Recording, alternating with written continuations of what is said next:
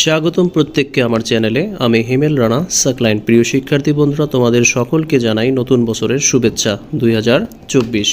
প্রিয় শিক্ষার্থী বন্ধুরা, আজকে উপস্থিত হয়েছি ষষ্ঠ গণিত সরল সমীকরণ এর 10 ও 11 নং পর্ব নিয়ে।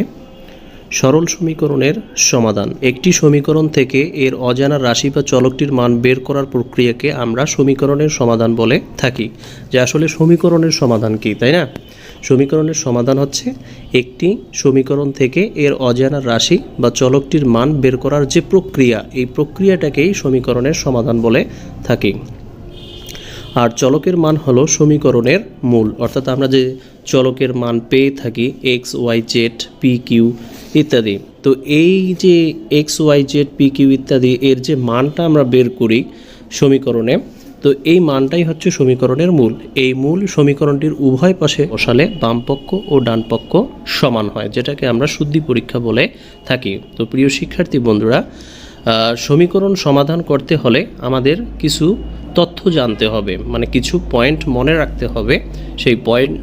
সেই পয়েন্টগুলো হলো: সমীকরণের পরস্পর সমান রাশির প্রত্যেকটির সাথে একই রাশি যোগ করলে যোগফলগুলো পরস্পর সমান হবে।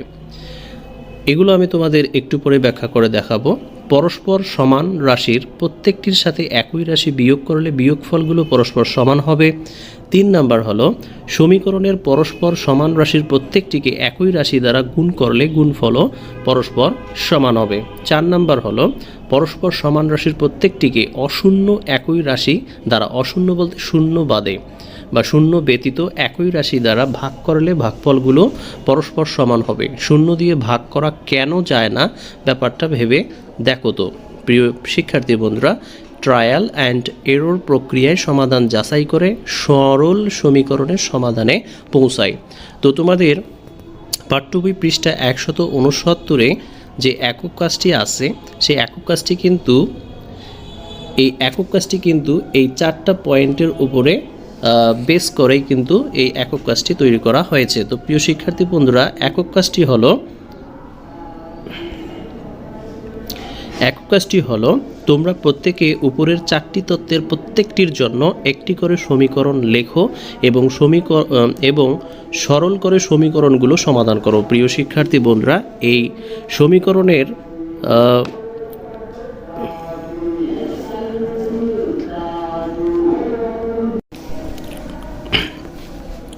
তো প্রিয় শিক্ষার্থী বন্ধুরা, একক কাজটি হলো তোমরা প্রত্যেকে উপরের 4টি তত্ত্বের প্রত্যেকটির জন্য একটি করে সমীকরণ লেখো এবং সরল করে সমীকরণগুলো সমাধান করো। তো প্রিয় শিক্ষার্থী বন্ধুরা, এখন আমি তোমাদের একক কাজটি এই 4টি পয়েন্টের আলোকে বুঝিয়ে দেব। প্রিয় শিক্ষার্থী বন্ধুরা, তাহলে শুরু করছি। প্রিয় শিক্ষার্থী বন্ধুরা, এখন আমরা 1 নং এর সমাধান করব। তো 1 নংয়ের সমীকরণ হলো x + 8 = 8। বীজগাণিতিক প্রক্রিয়া x + 8 - 8 = 12 - 8। এটা হচ্ছে যে একটা সমীকরণের বাম পক্ষে এবং ডান পক্ষে একই সংখ্যা দ্বারা বিয়োগ। তো এটা যখন আমরা ক্যালকুলেশন করতেছি, প্রিয় শিক্ষার্থী বন্ধুরা খেয়াল করো যে x + 8 সমীকরণ কিন্তু হচ্ছে x + 8 = 12। তো আমরা উভয় পক্ষকে -8 দ্বারা মানে উভয় পক্ষকে আমরা মাইনাস করলাম 8 দ্বারা। তো 8 থেকে 8 বাদ গেলে x থাকতেছে, আবার 12 থেকে দেখো যে 8 বাদ দিলে 4 হচ্ছে। তার মানে সমাধান নির্ণয় x = 4। এরপরে 1 নং তো বুঝলা। এবারে 2 নং সমীকরণ x - 5 = 18। বীজগাণিতিক প্রক্রিয়া হচ্ছে x - 5 + 5 = 18 + 5। এটা কেন প্রিয় শিক্ষার্থী বন্ধুরা? যেহেতু বাম পাশে -5 আছে, এই জন্য আমরা উভয় পক্ষকে +5 করলাম। বাম পক্ষেও +5 দ্বারা যোগ করলাম, ডান পক্ষেও 5 দ্বারা যোগ করলাম। তো যোগ করার পর ক্যালকুলেশন দেখো প্রিয় শিক্ষার্থী বন্ধুরা, x - 5 + 5, তার মানে প্লাস মাইনাস বাদ দিলে x থাকে = 18 এর সাথে +5 যোগ করলে হচ্ছে 23। তার মানে x এর মান হচ্ছে 23। 3 নম্বর ক্রমিক নম্বর হচ্ছে y/6 = 7। এটা হচ্ছে সমীকরণ। তো এখন আমরা কি করব? উভয় পক্ষে 6 দ্বারা গুণ করব। কেন? যেহেতু বাম পাশে 6 ভাগ অবস্থায় আছে, তাহলে 6কে তুলে দেওয়ার জন্য আমরা উভয় পক্ষকে 6 দ্বারা গুণ করব। তাহলে y by 6 into 6 is equal 7 into 6। তাহলে কী দাঁড়াচ্ছে 6 কাটা গেলে ওয়াই ইজ ইকুয়াল 6 7 42, তার মানে ওয়াই এর মান হচ্ছে 42। প্রিয় শিক্ষার্থী বন্ধুরা, এবারে 4 নং প্রশ্নের সমাধান।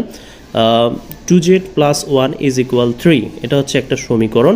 তো এই সমীকরণে কিন্তু দেখা যাচ্ছে বাম পার্শ্বে প্লাস 1 আছে। তাহলে আমরা কি করব, বাম পক্ষ এবং ডান পক্ষে